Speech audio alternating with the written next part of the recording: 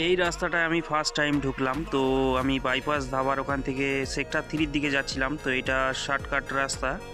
তো এইটা দিয়ে আজকে প্রথমবার নিলাম। আমি অনেক দিন দেখছি যে মাঝে সাঝে খোলে। এই দেখো এই ভিতর দিয়ে একটুখানি রাস্তা, এটা খুব বেশি হলে 300 মিটার মতো হবে রাস্তাটা। তো এর ভিতরে একটা সিগন্যাল আছে। তো এটা দিয়ে নিতে পারো, কারণ এই দিক দিয়ে জ্যাম হয় তো সব সময়, ওই জন্য এটা করেছে। তো এটা দিয়ে গেলে সোজা গিয়ে উঠবে কোথায় আমি তোমাদের দেখাচ্ছি, চলো। একদম চিংড়িঘাটা সিগন্যালের মুখে উঠবে। আমি তোমাদের ভিডিওতে পুরোটাই দেখাবো। আর তোমরা এই রাস্তাটা নিতে পারো যদি খোলা থাকে। রাস্তাটা অনেক সময় বন্ধ করা থাকে। তো আজকে খোলা ছিল, আমিও ভাবলাম যে প্রথম, মানে আমি কোনো দিন ঢোকিনি এই রাস্তায়, ওই জন্য ভাবলাম যে যেখানে যাবে একটু দেখে আসবো রাস্তাটা। আর ভাবলাম তোমাদেরকেও একটু দেখিয়ে দিই রাস্তাটা। অনেকেই হয়তো এই রাস্তায় যেতে পারেনি। তো তোমরা কে কে গিয়েছো কমেন্টে জানাবে এই রাস্তায়।